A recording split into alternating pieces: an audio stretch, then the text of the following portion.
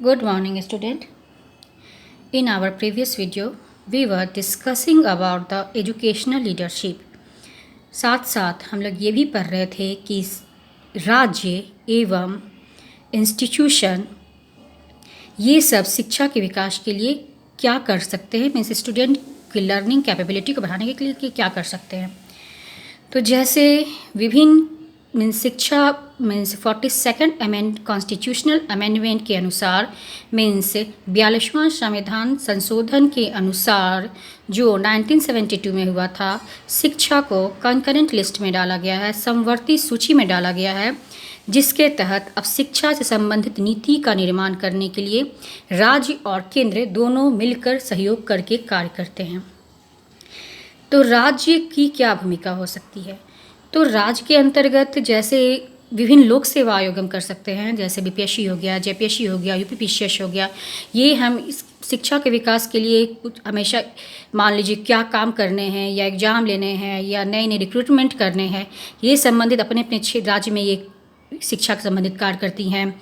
इसके अतिरिक्त विभिन्न राज्य विश्वविद्यालय, स्टेट यूनिवर्सिटी हो गया, जैसे पहला स्टेट यूनिवर्सिटी हमारा था Chennai university, Kolkata university, Mumbai university. अभी तो कई यूनिवर्सिटी की संख्या बढ़ गई है और ये सब 2018 के अनुसार कुल 394 से स्टेट यूनिवर्सिटी अभी काम कर रहे हैं। ये स्टेट यूनिवर्सिटी अपने अपने क्षेत्र में शिक्षा के विकास के लिए कार्य करते हैं और यूजीसी से ये लोग अनुदान और ग्रांट प्राप्त करते हैं, जैसे Kolhan university, Ranchi university, Patna university, Bhagalpur university etcetera. अब हम कर रहे हैं तो इंस्टीट्यूशन कौन हो गया। तो यूनिवर्सिटी के अंतर्गत अनेक कॉलेज होते हैं, ये इंस्टीट्यूशन हो गए। फिर अगर हम जिला स्तर पर जाएं तो डायट्स हो गए। डायट से मीन्स जो होता है district institution of education and training, means जिला शिक्षा एवं प्रशिक्षण संस्थान, BRCS means block resources centre, CRCS means cluster resources centre. ये सभी राज्य स्तर पर अर्बन एरिया में, रूरल एरिया में, स्कूल स्तर पर, विद्यालय स्तर पर या टीचर्स को ट्रेनिंग देने के लिए प्रशिक्षण स्तर पर कार्य करते हैं। मीन्स हम ये कह सकते हैं कि ग्रास रूट लेवल से अपर लेवल तक हम जाते हैं शिक्षा का विकास करने के लिए। तो इंस्टीट्यूशनल लेवल से अर्बन से हम लेके यूनिवर्सिटी तक जाते हैं, अर्बन रूरल एरिया से लेके नगर शहर तक जाते हैं। ये हम प्रीवियस वीडियो में पढ़ चुके थे कि न सिर्फ नगर में, शहर में, गाँव में, जिला में, राज्य में, केंद्र में, बल्कि सभी जगह शिक्षा के विकास के लिए कार्य किया जाता है राज्य एवं जिला के सहयोग से, ताकि स्टूडेंट को क्वालिटी एवं क्वांटिटी दोनों एजुकेशन मिल सके। क्योंकि भारत सरकार की प्रकृति अर्धसंघीय है, क्वाजी फेडरल ये कहा गया है, और शिक्षा के विकास के लिए राज्य और संघ सरकार दोनों ही उत्तरदायी हैं। और भारत विभिन्न राज्यों से बना है, राज्य में विभिन्न जिला आते हैं, जिला में विभिन्न नगर, शहर, गांव आदि आते हैं। तो जब तक एक एक स्तर का विकास नहीं होगा तब तक शिक्षा का समुचित विकास नहीं हो पाएगा। तो आप लोग को जिला में और राज्य में आपको ये ऑर्गेनाइजेशन का नाम बता के आपको बताना है कि ये सभी मिल के काम करते हैं और 42nd अमेंडमेंट के अनुसार केंद्र और राज्य सरकार दोनों ही जिम्मेदार हैं। कुछ शिक्षण संस्थाएं डायरेक्ट केंद्र से जुड़ी हुई हैं तो कुछ शिक्षण संस्थान राज्य से जुड़ी हुई हैं, और राज्य मीन्स अगर राज्य से जुड़ी हैं तो जिला और राज्य के बीच चैनल बनाती हैं, अगर केंद्र के बीच जुड़ी हुई हैं तो जिला, केंद्र, राज्य के बीच चैनल का निर्माण करती हैं और शिक्षा विकास के लिए क्या काम करना है वहाँ से गाइडेंस प्राप्त करती हैं, सहयोग प्राप्त करती हैं, परामर्श प्राप्त करती हैं। साथ ही बिना फंडिंग के, बिना फाइनेंसिंग के शिक्षा का विकास नहीं हो सकता है, तो फाइनेंस भी शीर्ष निकाय से प्राप्त करती हैं। तो अब हम डिस्कस करेंगे कि पीपल्स लर्निंग के लिए, शिक्षकों के लिए, मीन्स शिक्षकों के लर्निंग को प्रमोट करने के लिए वो क्या क्या काम करती हैं। तो ये सब हम पढ़ चुके हैं। अब हम देखते हैं कि वो क्या क्या काम करते हैं। The first point is to provide proper education to students, means छात्रों को उचित शिक्षा प्रदान करना, मीन्स विभिन्न इंस्टीट्यूशंस, कॉलेज, स्कूल, महाविद्यालय, विश्वविद्यालय या लोक सेवा आयोग का एक कार्य होता है कि वो स्टूडेंट को प्रॉपर शिक्षा प्रदान करें, उचित शिक्षा प्रदान करें। मीन्स जो उनको ज़रूरत हो उसके अकॉर्डिंग शिक्षा प्राप्त करें। जो नया सुधार हुआ है ग्लोबलाइजेशन के युग के लिए, जो उनको फंडिंग की ज़रूरत है या फिर जो भी एजुकेशनल क्वालिफिकेशन के लिए जिस तरह की शिक्षा व्यवस्था चाहिए, वो छात्रों को शिक्षा प्रदान करें। और न सिर्फ शिक्षा प्रदान करने में उनकी ज़रूरतों के साथ ही ये भी ध्यान दें कि करेंट एरा में किस तरह की शिक्षा उनको प्रदान की जाएगी। Second point is our to ensure adequate utilisation of all resources. Means सभी साधनों का पर्याप्त उपयोग सुनिश्चित करना। मीन्स जो भी हमारे स्टेट, जिला या केंद्र के अंतर्गत ये जो एजुकेशन लीडर जो हैं, ये भी सुनिश्चित करते हैं विभिन्न अफसर की नियुक्ति करके, विभिन्न आयोगों की नियुक्ति करके, कि जो भी रिसोर्सेज उपलब्ध करवाए जा रहे हैं इंस्टीट्यूशन को या जिला, राज्य आदि को, ये लोग अपने साधनों का समुचित उपयोग कर रहे हैं या नहीं। मीन्स अगर लाइब्रेरी है या फिर लेबोरेटरी है या प्लेग्राउंड है, इनका समुचित उपयोग हो रहा है या यूं ही वो पड़े हुए हैं, या करिकुलम है उसके अकॉर्डिंग सही ढंग से पढ़ाया जा रहा है या नहीं पढ़ाया जा रहा। तो इस साधनों का समुचित उपयोग हो रहा है नहीं हो रहा है, इसके लिए ये सुपरवाइजर की नियुक्ति करके बार बार पर्यवेक्षण करके ये सुनिश्चित करते हैं कि सभी साधनों का समुचित उपयोग हो। Our next point is to ensure professional ethics and professional development among teachers. Means शिक्षक जो हैं, ये छात्रों को जो एजुकेट करते हैं, इनको भी अपने जो एजुकेशनल एथिक्स है उसका पालन करना अनिवार्य है। मीन्स सही ढंग से पढ़ाना, प्रॉपर ढंग से पढ़ाना, और पढ़ाने में ये भी ध्यान देना कि चाइल्ड सेंटर एजुकेशन का उपयोग करना। ये भी ध्यान देना कि वो जो एजुकेशन दे रहे हैं उससे शिक्षा का समुचित उपयोग हो रहा है कि नहीं हो रहा है, तभी वो अपने पेशा के साथ सही न्याय कर पाएंगे। तो ये शिक्षक सही ढंग से काम कर रहे हैं कि नहीं काम कर रहे हैं, ये भी देखना एजुकेशनल लीडर का काम होता है। Our fourth point is to organise educational programmes for acquainting students with the art of democratic living and giving them excellent training in democratic citizenship। Means जो भारत जो एक डेमोक्रेटिक कंट्री है, तो शिक्षा के साथ साथ स्टूडेंट को ये मीन्स लोकतांत्रिक जीवन जीने की कला के साथ भी छात्रों को परिचित करवाना एजुकेशनल लीडर्स का काम है। और उन्हें लोकतांत्रिक नागरिकता में उत्कृष्ट प्रशिक्षण देने के लिए शैक्षिक रूप से संगठित करने के लिए भी आवश्यकता है। मीन्स शिक्षा संबंधी कार्यों के द्वारा, प्रोजेक्ट वर्क के द्वारा, डिबेट के द्वारा, डिस्कशन के द्वारा, फील्ड वर्क के द्वारा उनको लोकतांत्रिक जीवन जीने की कला भी सिखाई जाए। न सिर्फ थियोरेटिकली बल्कि प्रैक्टिकली भी उन्हें जीवन जीने की कला शिक्षा द्वारा समुचित उपलब्ध शिक्षा द्वारा कराया जा रहा है कि नहीं, ये भी देखना और डायरेक्शन देना ये एजुकेशनल लीडर का काम है।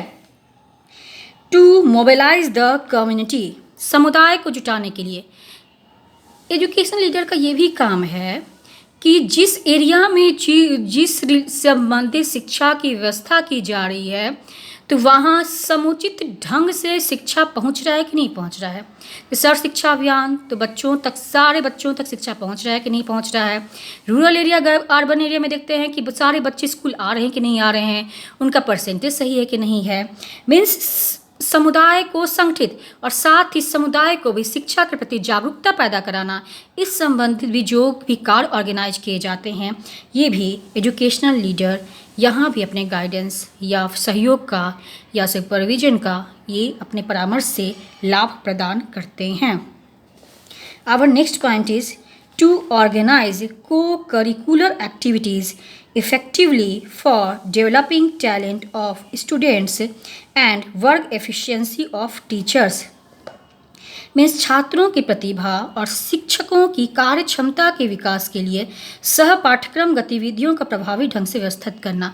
अभी हम लोग जान रहे हैं कि सिर्फ करिकुलर एक्टिविटीज़ नहीं बल्कि को करिकुलर एक्टिविटीज़ भी छात्रों की विकास के लिए बहुत ही आवश्यक है। इससे फिजिकल, मेंटल, शारीरिक, मानसिक, बौद्धिक, इंटेलेक्चुअल सारा विकास स्टूडेंट का होता है। मीन्स क्लासरूम में सिर्फ अध्ययन नहीं करना है, बल्कि को करिकुलर एक्टिविटीज़ में भाग लेना है, जैसे प्लेग्राउंड में खेलना या डिबेट करना, डिस्कशन करना, उच्च स्तरीय शिक्षा में सेमिनार करना, कॉन्फ्रेंस करना।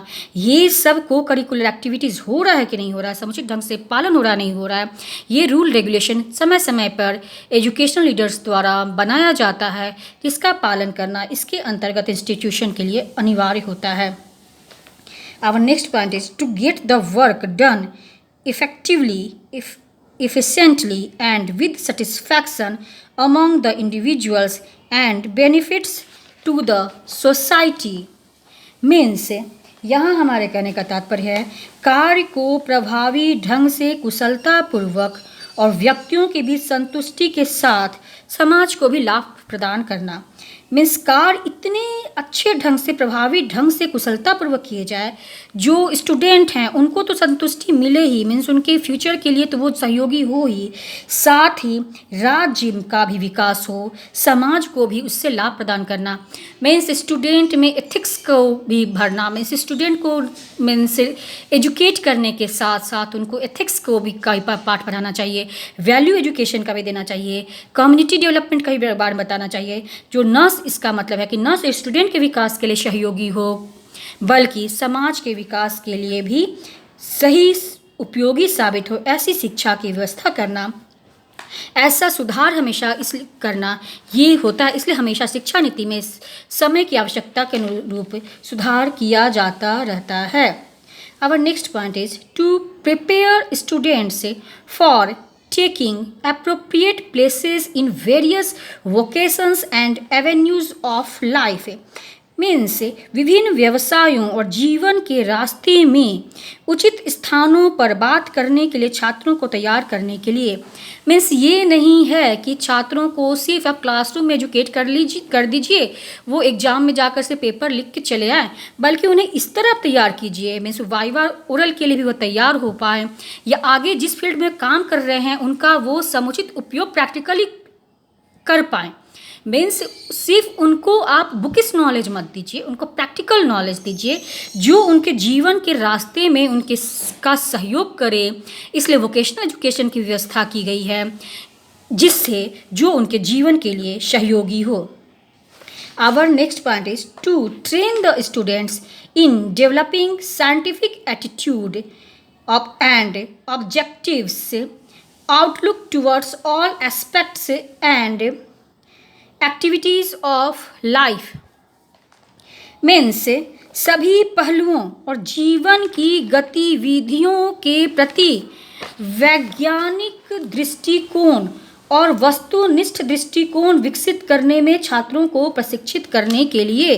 इसका तात्पर्य है कि जीवन का जो भी पहलू आए, उनके साथ जो भी परिस्थितियां उत्पन्न हो, तो उससे के लिए जो भी बच्चे कार्य करें, मीन्स स्टूडेंट जो ऐसी एजुकेशनल क्वालिफिकेशन उनको प्रदान किया जाए कि जिसके लिए वो हमेशा साइंटिफिक अप्रोच रखें, ऑब्जेक्टिव अप्रोच रखें। इसका कहने का मतलब है कोई भी पहले क्या है, रूढ़िवाद था, कंजर्वेटिव में अगर दृष्टिकोण से बच्चे ग्रसित रहते थे तो क्या होता था कि लोग धर्म से, रिलीजन से जोड़ के किसी चीज़ का गलत मतलब निकालते थे। अभी अगर अचानक कुछ परिस्थिति उत्पन्न हो जाती है तो साइंटिफिकली हम लोग सोचते हैं कि इसका क्या सॉल्यूशन हो सकता है, या इस चीज़ का ये परिणाम है या नहीं है। जैसे अभी कोरोना वायरस है तो अभी हम लोग इसे प्रकृति प्रकोप को ये हम लोग नहीं मानते हैं कि हमने हमारे गलत काम करने के कारण ये प्रकृति का प्रकोप है, बल्कि हम ये जानते हैं कि हमने जो अर्थ को, हमने जो इन्वायरमेंट को नुकसान प्रदान किया है, उसका ये परिणाम है। तो ये हम लोग किसी चीज़ को ऑब्जेक्टिव दृष्टिकोण से देखना, साइंटिफिक दृष्टिकोण से देखना, ऐसा दृष्टिकोण विकसित करना, ये हमारा एजुकेशनल सिस्टम का भी सोच है। और एजुकेशनल लीडर का यही मिशन है कि वो स्टूडेंट्स में वैज्ञानिक और वस्तुनिष्ठ दृष्टिकोण उपलब्ध करें और इसके लिए काम करने के लिए रिसर्च, अनुसंधान आदि कार्य करते रहें। ये भी एजुकेशन लीडर का काम है। तो our next point is to ensure qualitative improvement of education. Means शिक्षा के गुण में गुणात्मक सुधार सुनिश्चित करने के लिए। तो यहाँ पे हम देख सकते हैं कहा गया है कि शिक्षा का सिर्फ मात्रात्मक सुधार ही नहीं चाहिए बल्कि गुणात्मक सुधार भी चाहिए। मीन्स सिर्फ क्वांटिटी एजुकेशन नहीं बल्कि क्वालिटेटिव एजुकेशन भी चाहिए। ये 42nd अमेंडमेंट के द्वारा भी कहा गया है। इसका तात्पर्य है कि हमेशा नए नए रिसर्च करते रहिए, नए नए कार्य करते रहिए, फिर वैल्यू एजुकेशन बच्चों को दीजिए, एथिक्स उनको आगे बढ़ाइए, जिससे बच्चे किसी भी काम को करने के लिए आगे उत्सुक हों और सिर्फ क्वांटिटी पे नहीं क्वालिटी पे जोर दें। कितना पढ़े हैं ये नहीं देखें, क्या पढ़े हैं, कैसे पढ़ें, इस पे जोर दें। जो पढ़ रहे हैं उनको उस फील्ड में उनके लिए उपयोगी है कि नहीं ये ध्यान दे के पढ़ना। आगे वो पढ़ रहे हैं तो अपने एथिक्स को तो नहीं भूल गए हैं, अपने एंसेंट एरा को तो नहीं भूल गए हैं, बल्कि जो अगर उनका फ्यूचर ब्राइट करता है तो उनका पास्ट की जो जड़ें हैं उनको ही मजबूत बनाए रखे। इसके लिए वैल्यू एजुकेशन दी जाती है। फ्यूचर के लिए ब्राइट करने के लिए उनको हमेशा नए नए शोध करने पड़ते हैं, अनुसंधान रिसर्च करने पड़ते हैं। मीन्स टीचिंग फील्ड हमेशा आगे बढ़ते रहे, न कि खत्म हो, मतलब पीछे की ओर जाए। तो इसलिए क्वालिटेटिव एजुकेशन, गुणात्मक शिक्षा की आवश्यकता हो, इसलिए बच्चों को योगा सिखाया जाता है, मेडिटेशन सिखाया जाता है, पीटी क्लास करवाई जाती है, रिसर्च, फील्ड वर्क, सेमिनार आदि बड़े बच्चों को करवाया जाता है। साथ ही उनको रिसर्च करने के लिए नए नए साधन उपलब्ध करवाए जाते हैं, उनके फेलोशिप मिलते हैं। ये सब काम करना गुणात्मक शिक्षा के अंतर्गत आता है। मेन से पीपुल्स के लर्निंग के लिए जो प्रमोट किया जाता है, मैं स्टूडेंट को कैसे शिक्षा का विकास करने के लिए आगे बढ़ाएं या उनके पेरेंट्स को कैसे शिक्षा के लिए प्रेरित करें। ये सिर्फ केंद्र सरकार ही नहीं बल्कि राज्य सरकार और जिला शिक्षण संस्थान, बल्कि जो जिस इंस्टीट्यूशन से जुड़े हुए हैं, इंस्टीट्यूशन एक ग्रास रूट लेवल एजेंसी है, उससे जुड़े हुए हैं, ये सब मिल के कार्य को आगे बढ़ाते हैं। Thank you.